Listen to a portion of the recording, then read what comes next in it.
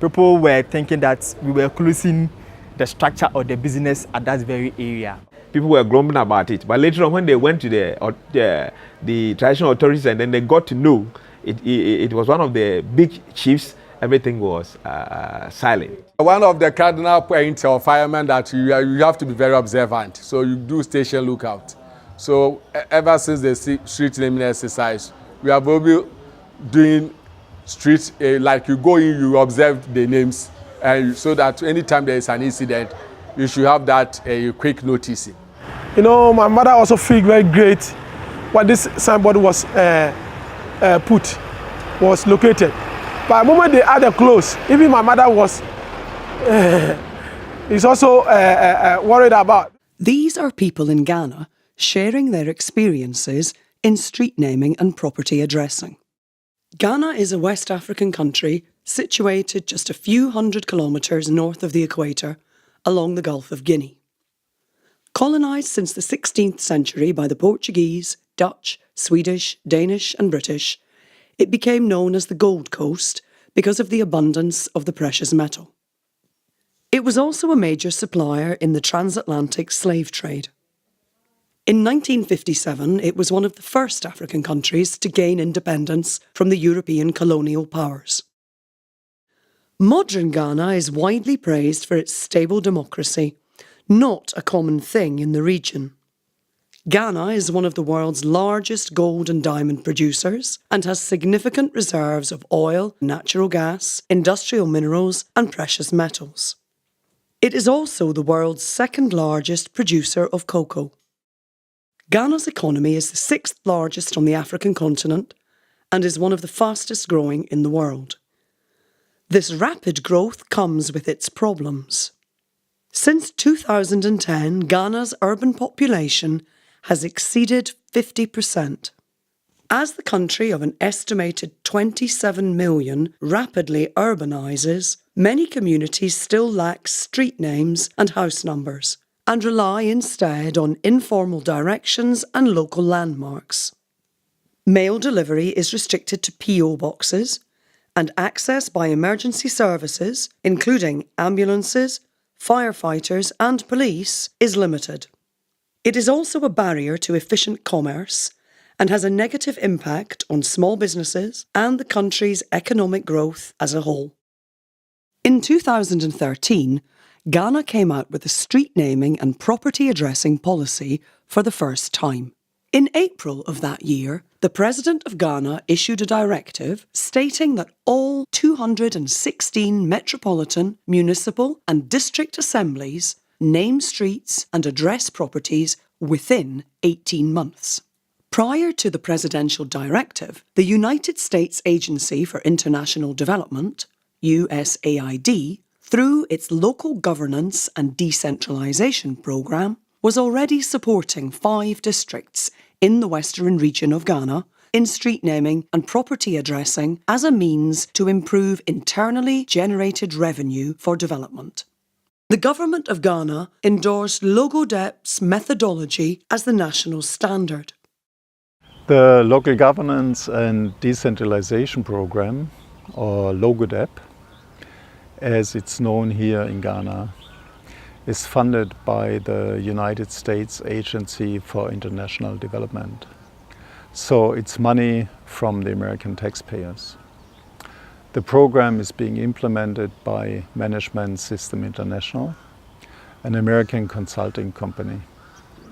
One of our key areas of work over the past 5 years that we have been operating has been helping district assemblies to generate more funds locally, so they are then better able to provide services to their communities. We have tied this to other work on street naming and house numbering. The support is mainly for the western region of Ghana, supporting the districts within this region to be able to improve or strengthen their democratic and decentralized governance by involving the civil society. In this, Logodep is working in 3 main areas by supporting these district assemblies to make sustainable planning, decision-making and implementation of their development prospects. We are also supporting the civil society to be able to make an input or participate in this. The Western region is the 4th largest of Ghana's 10 administrative regions. Its economy is dominated by numerous small and large-scale mines, offshore oil platforms, and cocoa, rubber, and palm plantations. Just as is happening in the other regions of Ghana, government subvention is not enough to support the district's development.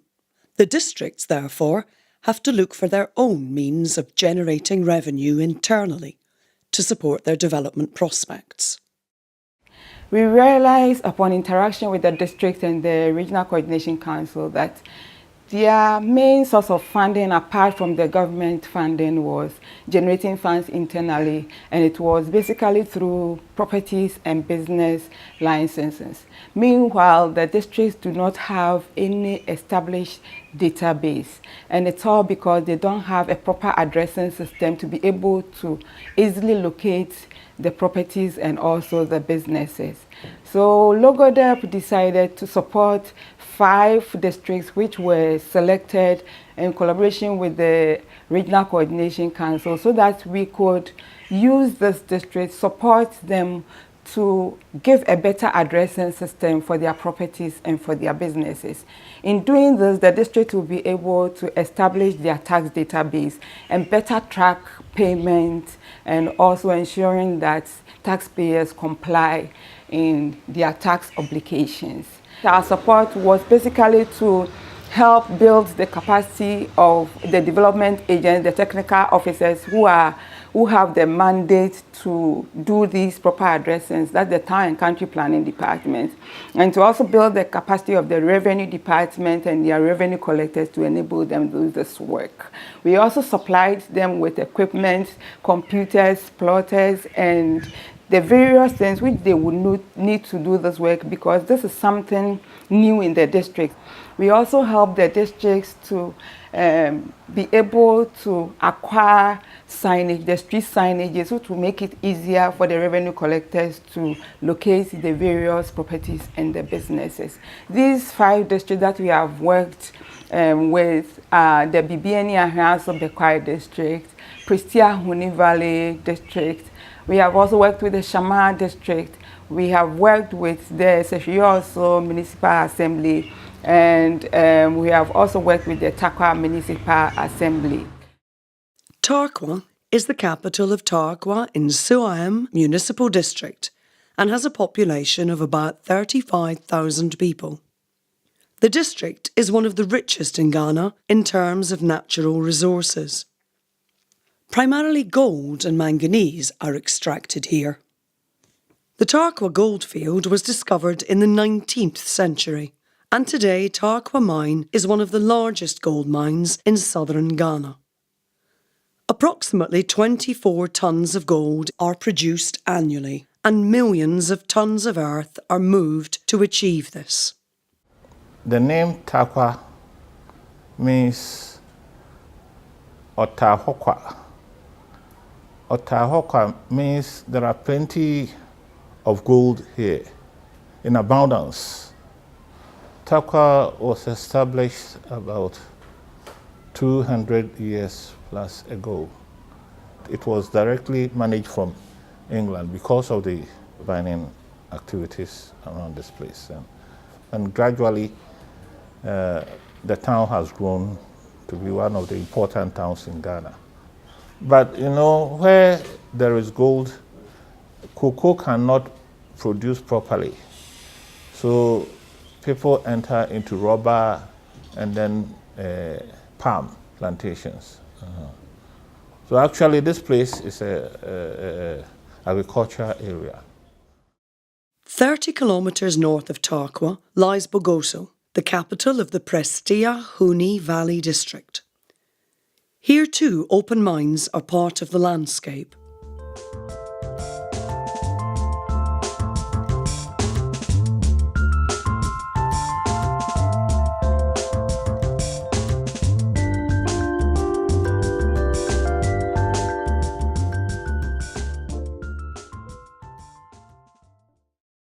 Bibiani is the capital of the Bibiani and Wiaso Bekwai district, located in the northeastern part of the Western region, and has a population of about 22,000.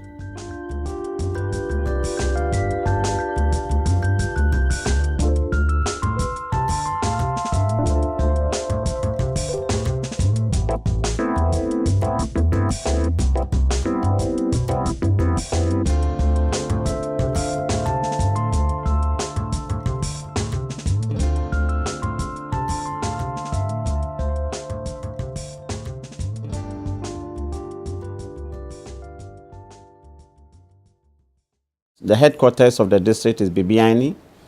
We have two other urban towns, Sehu Bekwai and Awaso, and 5 towns which are also developing into urban areas. And we have about 450 communities in the district. Basically, it is agriculture.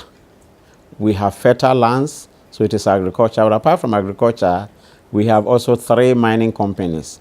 Mining was started in Bibiani in the 1890s. And so since then, we have had gold mining at Bibiani.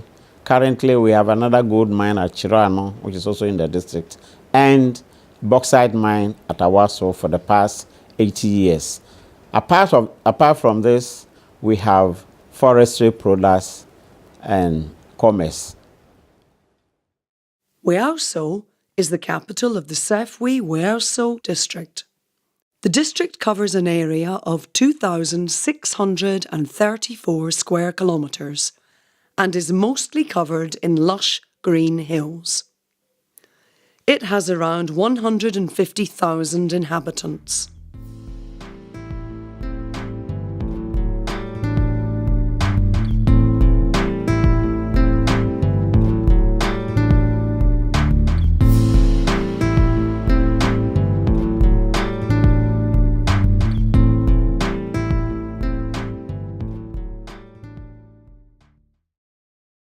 Shama is the capital of the Shama district.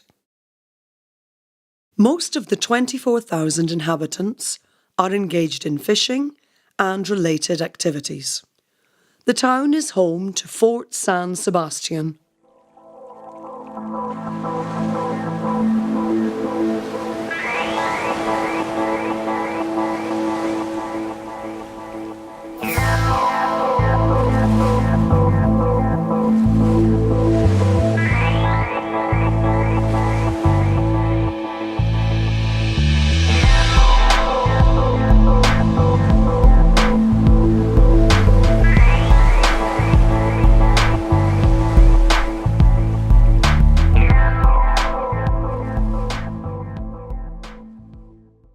Logodep trained the technical teams in the 5 target districts to enable them to lead the street addressing exercise. Logodep did the training in collaboration with the National Town and Country Planning Department. Our main task is to train planners at the district level how to use information technology. Geographic information system uses a computer or information technology to capture spatial data, store them, and also display them in the form of maps. And we have a customized GIS, which we call the LOOPMIS, Land Use Planning and Management Information System. So that is what we brought on board. We trained them to acquire the skills so that on their own, at the district level, they'll be able to use these skills to capture the data of the properties.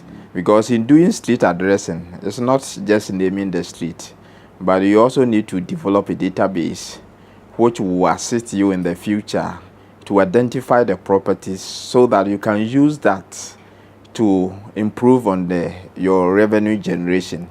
So our task in this direction was to train them so that they will be able to use GIS.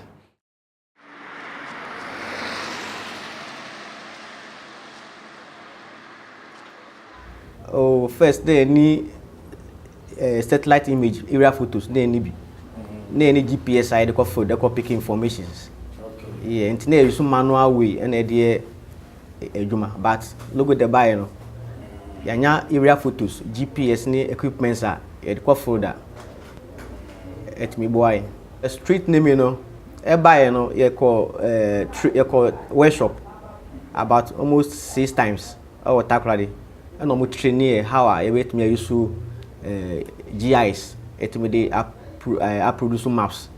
Until after that, after training, you know, omo acquire area photos. My logo them acquire area photos. Until the area photos look call ground, not ground routing.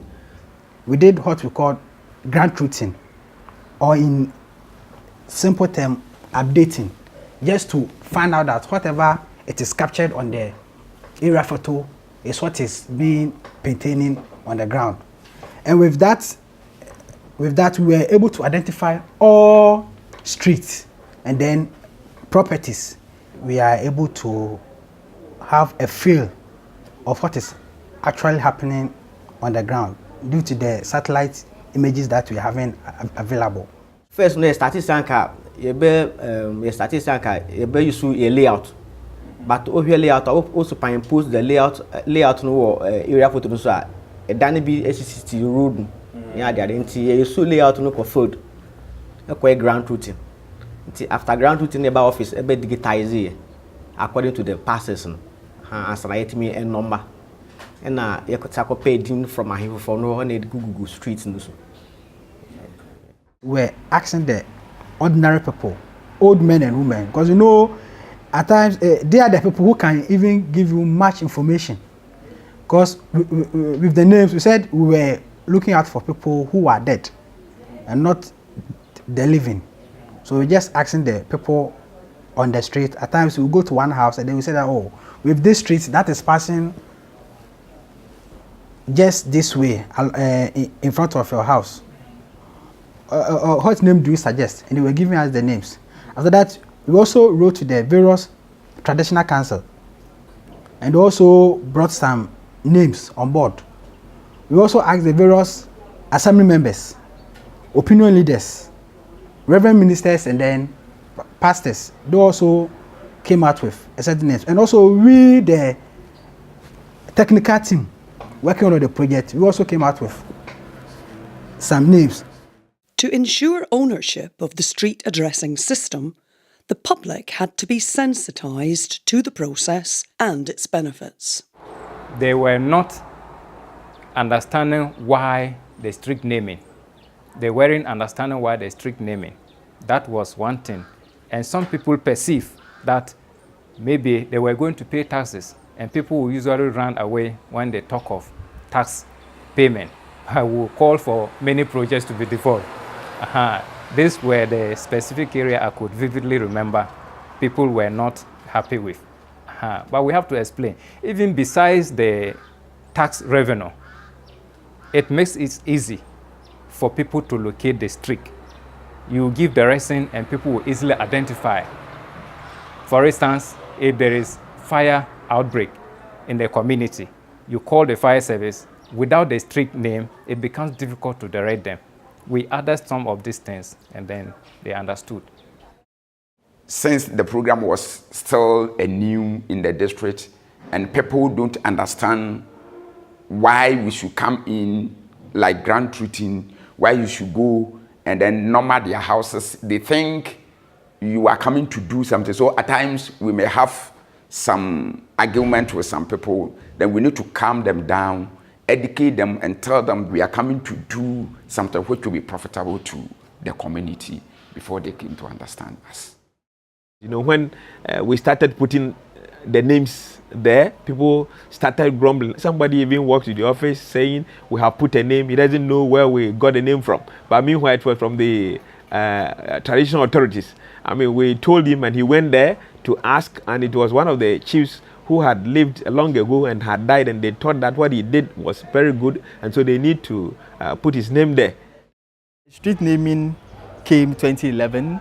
We began first by public sensitization, letting the people know about what street naming exercise is all about. And thanks to USAID Logodep, they supported us both in terms of logistics and technical support.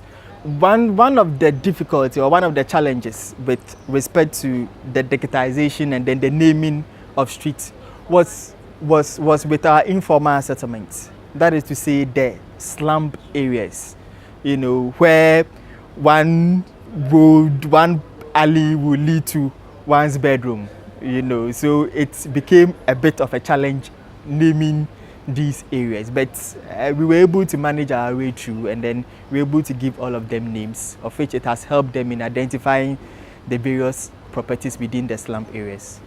And one other challenge with respect to the close was that people were thinking that we were closing the structure of the business at that very area, of which we explained countless of times on air, and then now people are now used to the name close. You can see this signpost, they called Madam Obey. The name is for my mother, and she's alive. She's called Madam Obey. She put that name on that, but it was a choba, then a small choba, and later on I took over. And right now I've expanded it to that size. Since they put this signpost there, it seems it's called Madam Obey Close. People do realize when we put this signboard there, they were thinking the place is closed, what they don't understand. But I've taken upon myself to educate the customers. Sometimes they will reach here and they start to turn off. This is your Gary woman here. We'll just call them and tell them that it's not closed. It is a signboard that's showing that when you get inside, it doesn't go further. There were times where people did not understand why they have to pay taxes. People do not understand why they pay these taxes and do not see anything in their communities that the taxes are being used for. So there was constant need to educate, constant need to sensitize people and assure them, reassure them that the monies that they are going to be paid are going to be used to do things that will benefit them and their communities. So the program did not also overlook that aspect. There were trainings and there were forums where the district assembly was made to be accountable for the taxes that are being collected from the people. To ensure transparency and accountability, LogoDep also supported the districts in obtaining software called DLRev to enable them to track and account for the revenues collected from taxpayers. There's one unique feature about this software, which is called DLRev, also known as Intuboa software. You know, we have revenue collectors here at the assembly who go around to take revenues for the assembly.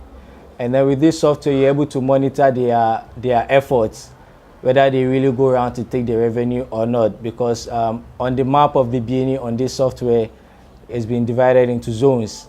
So you put various revenue collectors in a particular zone, and then you get to know from the information you get on their efforts as to how much they take within a period of time.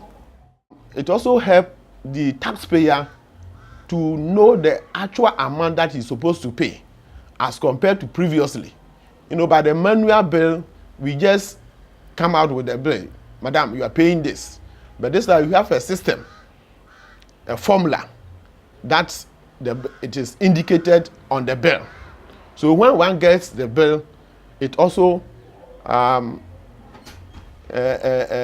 enable him or her to pay with the confidence that he's paying the bill to the right place and to the assembly. The LogoDep system has also enlightened the people to know how the revenue that they pay is useful in terms of accountability and the projects that the assembly do with the revenue that they pay. All this wise, it has improved our revenue targets. From 2012, 2013, 2014, it has been going higher every year because of this inception of the LogoDep. As recognised by the people from the supported districts, the intervention has been beneficial in various ways, from improvement in revenue collection and service delivery to improved efficiency in the work of the Assembly staff. Ansa na LogoDep adwuma no ebeba no na Assembly yagigi tuo mom na efa ntukurato aye property rate no de na enu enya nkoso ne ba bi ni se na ye yusu nkrata manual no na ye de nanti mugie eno no din se ubetumi trace nipa no sa brand ye ni street name bia ewo mu nti ebasa ohwe nipa no kra din ema skagigye no nso na entumi enkoso papa. You know, they were supposed to cover properties, that is the buildings and businesses. But when we check the records that we have, we've captured more businesses than before. Beside the buildings, the properties that we captured more businesses. And last year, when we sent the demand notice out, we realized there has been some increases. The revenue increased almost about 15% over the 2013 collection. But we are hoping that in 2015, we are targeting something in the area of about 25%. And by 2016, by which time we are hoping that we'll finish with the evaluation of properties in some selected communities, we are expecting something in the area of 65% increase in the revenue. And all is because you have a data that you can say, I'm collecting this money.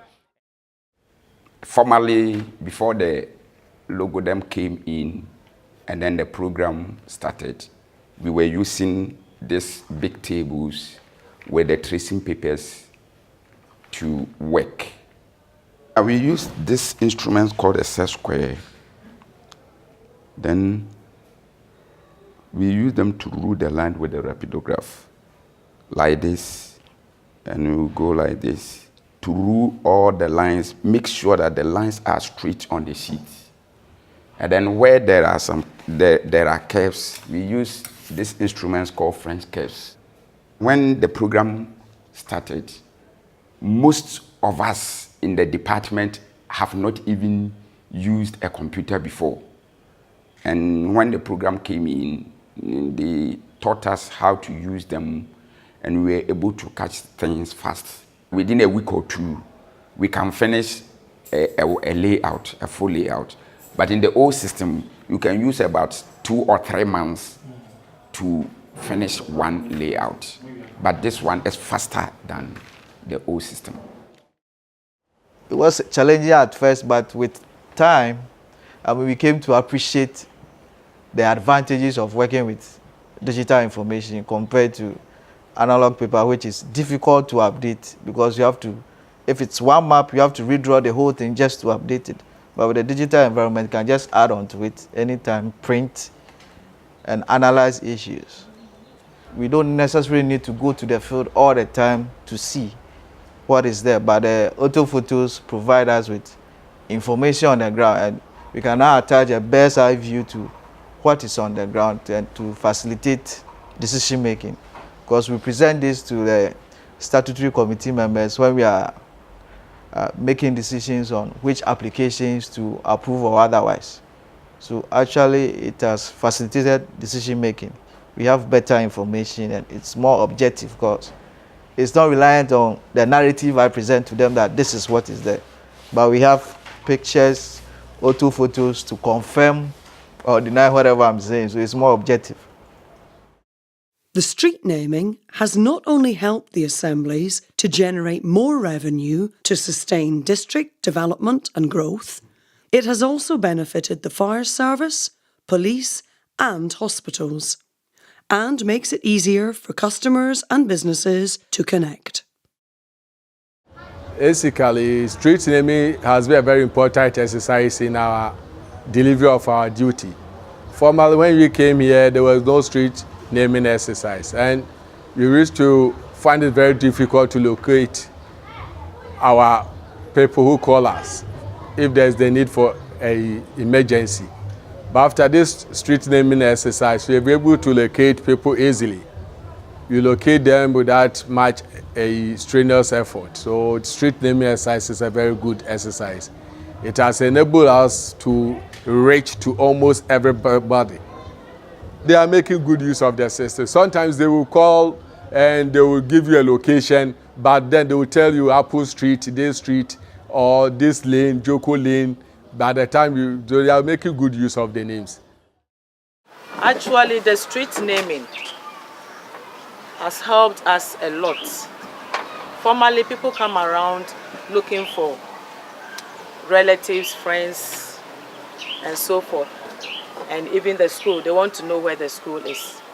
But once they call and I give them the direction, they walk straight to my setup, and I think it has helped a lot. The programme's How to Do manual is now used as the standard resource for street naming throughout the country. The manual details the technical equipment needed, the training required, and the work to be undertaken. Of the 5 pilot districts, Bibiani and Wiaso Bekwai has consistently demonstrated best practice in its approach to the work and the standards achieved.